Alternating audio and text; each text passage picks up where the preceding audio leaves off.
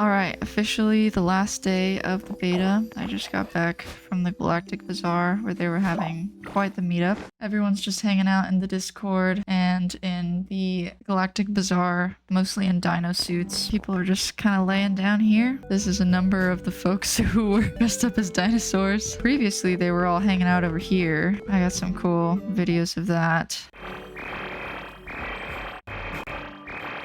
So you can see everyone's just doing the cheering reaction, and everyone's in dino suits and sitting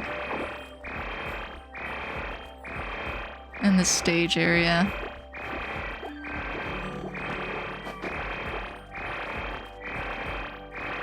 Surprisingly, it didn't crash, but I think everyone feels the same about the beta ending. A bunch of pictures were taken. Oh wow, look, they're all sitting down again.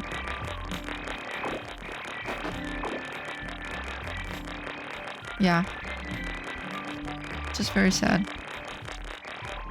A bunch of pictures were taken from the gathering. I took a few.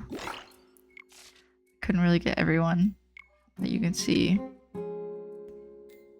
there was a number of folks there.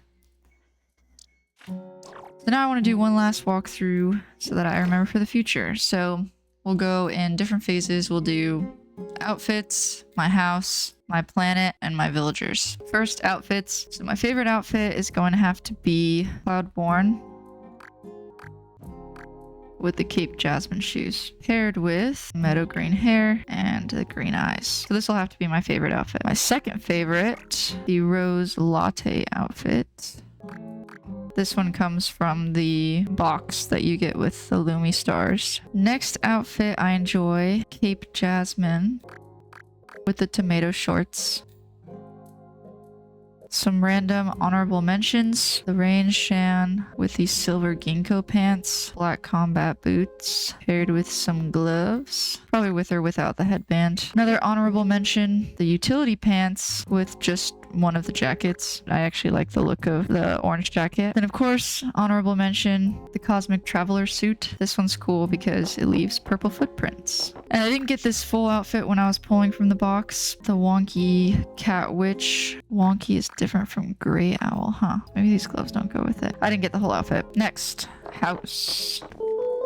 So I was not able to get the full 550. I got really close, 535. That was the best I can do. I think the strat was to get the Redcap Grove items. Pretty much every time I added a Redcap Grove item or two, I would go up another 5 points. So final house design that I ended up with. Got kitchen area over here. I'm not necessarily a fan of the Redcap Grove table, but it did increase my rating. I filled pretty much every open spot with either teapots, tea sets, flowers, or gold tier food in hopes that would also bring my rating up. Over here kind of ended up being like a office space, also kind of a desk area. And then the bed area, this was I think a gift from Frostia, but I'm sure it is eventually in Glenn's shop. And then bathroom area, all of these purchased from Glenn. And then the Redcap Grove thing I just threw in there because I was hoping to get more rating. Got in here my one gold tier butterfly, the Constable butterfly. Beautiful guy. And then in here, my favorite creature of the shoreline, the cushion star. Not really rare or anything. Probably would have been better to put something like this in, but I just like the cushion star because it's cute. And then in here, just one of the fish. They don't actually let me put my gold tier fish in there. The best fish I have in my inventory right now is this giant snakehead, which is actually quite large. Makes sense for its name. So yeah, pretty happy with my house. I don't know if I'd do it exactly the same way the second time around. Maybe I would, maybe I wouldn't. Next up, planet. So as far as planet goes, I'm going to start with my Luca tree. In the last video I took, I was I think at level 8. I ended up getting to 9 and I got the extra farm plots, but I cannot get to 10. I am 1 Luca short, and it's because I could not for the life of me get the bizarre crops. Part of that is because I only tried 3 days ago. I lost a lot of time because I just wasn't trying to get the bizarre crops. I have almost every neighbor to 5 stars. The only one missing is Meadowlyn because she did not tell me how to make the Fluffy Clouds cube shelf. I stalked her for like an entire day yesterday and the day before trying to get the dots to show up over her head so that she would tell me how to make it, but unfortunately she did not. So I am stuck at level 9. I will never see level 10 until I play the game for real. Note to myself in the future, try to make the bazaar crops earlier. I did end up getting chilies right after I recorded my last video. And so originally I had 3 rows of each crop. Probably would be better to do more like 2 rows because now that I had passion fruit and chilies, that might have been more helpful. In my last ditch attempt to get bazaar crops, I created this area over here because in order to get bazaar crops, you have to plant them around giant and mutated crops. So I was just consolidating all my giant and mutated crops over here and then just planting around them crops that would mature soon. And unfortunately, none of them matured into bazaar crops. You were the reason I can't get the last Luca as well. I put Glenn's shop here. This I don't know if I'll do again. It's just in a bit of an awkward area. And that's only because I wanted all of the neighbors to be in a line. So we've got Frostia, Isaki, Dorjilang, Yugo, Meadowland, Zafiri. I still can't pronounce his name. My one gripe with my crops is that these scarecrows aren't exactly placed well because they can't possibly see all the crops in front of them. It was nice in a sense to have all the crops in one area. I would make sure every day in Glenn's shop to buy out all of his seeds because it was really cheap. And that way I would always have enough seeds to replace each of the crops and make sure that I had an even amount and then sell them when it was most beneficial. To remind myself in the future, the way that the green market currently works, there's 3 different crops that will be sold a day. If it's green, that's actually bad. That means the price has gone down since the last time. And if it's red, that's good. It means the price has gone up since the last time. I found that seeing a standard price on the normal crop of between 28 and 30 is actually really good. The most I've seen is maybe 30 or 31. I don't even know if I've seen 31. So maybe the most I've seen was 30. I think as long as you can sell your crops around that 28 to 30 range, then you're good. You can sell 50 of each crop per day. So definitely advice to myself would be to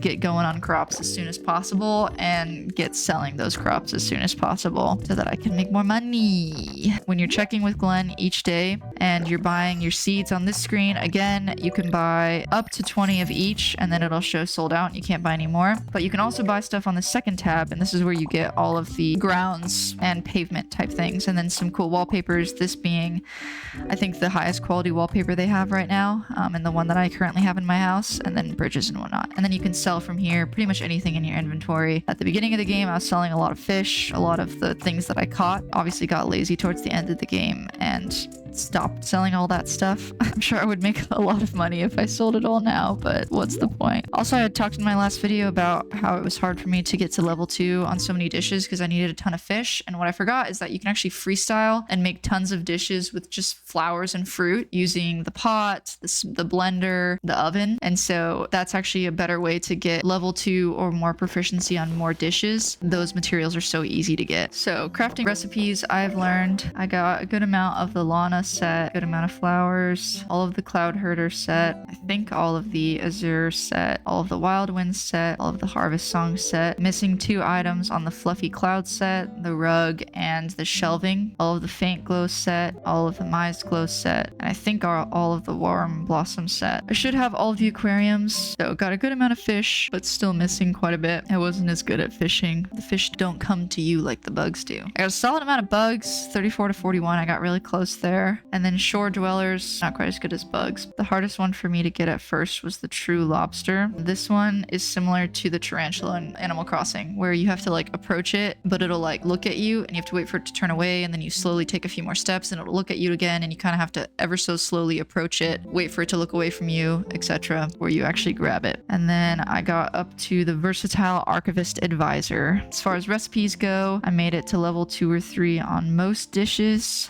just because I had to.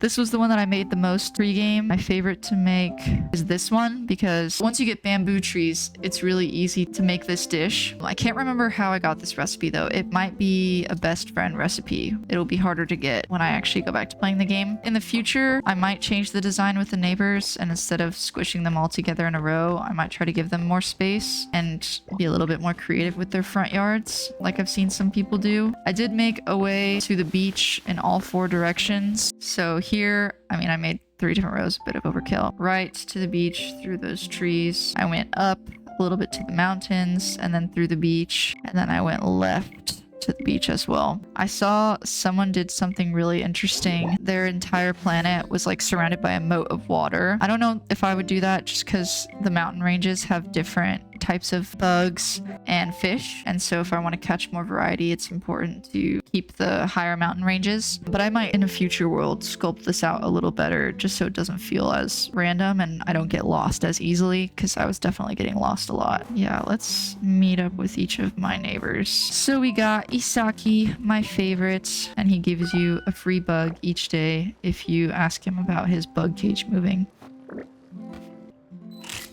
Then we got Dorjilang, and we got Meadowlin, Yunguo.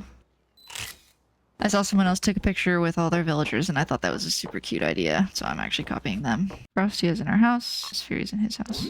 Okay, well that's easy. Start with Frostia. Love those moves, Dorjilang. Oh, she's busy. Well then, I'm just gonna have to take one with you not really looking at the camera. Overall, interactions with the neighbors have been really pleasant. They're actually fairly interesting to talk to. You can get items from them, you can sell items to them. Meadowlin will collect wild grass. Yunguo will grow crops. Oh, he's sitting. How convenient. Okay. There we go. That's cute. Gave him so many beds just to get 5 stars. That's all. Well, it's been very fun playing this game, and I'm really going to miss it a lot, that's for sure. But at least I've gotten to enjoy it while it lasts. Game closes in 2.5 hours. I think people will just be hanging out at the bazaar until then. Oh, it's just so sad. Part of me is like, I'm ready to stop. I pretty much completed all the content that they had, and I know that they have a lot more content to add. The last few days, besides stalking Meadowlin, I wasn't actually playing a lot anyway. At the same time, now that it's ending, there was so much more I could have done. I could have fished more or sculpted my planet more. Pretty much as soon as I found out that the beta was going to end today, which I found out like I think last Wednesday, so 5 or so days ago. Ever since then, I've been kind of like, well, what's the point? So I just let my crops go to shambles. Didn't really do much more planetscaping. Just kind of left everything as is. I mean, I haven't even harvested these. Just because it's like, what's the point? It's all just gonna get deleted. Oh, and I did discover that you can make as tall as 8 levels high, and waterfalls can be 3 levels high. These 2 bottom waterfalls are 3 levels high, and then the last one's 2 levels to get you up to 8. Not all waterfalls have to be just 1 stack like those over there. Provides a lot of opportunity for planetscaping that I want to try in the future. Different bridges that you can buy from Glen versus just these rickety ones that you make yourself. But I can't think of any other content that I really want to show myself in the future, so I will just end it there. Thank you, Petit Planet, for this incredible experience. I will miss it very much. I had a great time. I think I clocked in total about 55 hours to this game, and I wouldn't have spent those hours any other way. Until next time.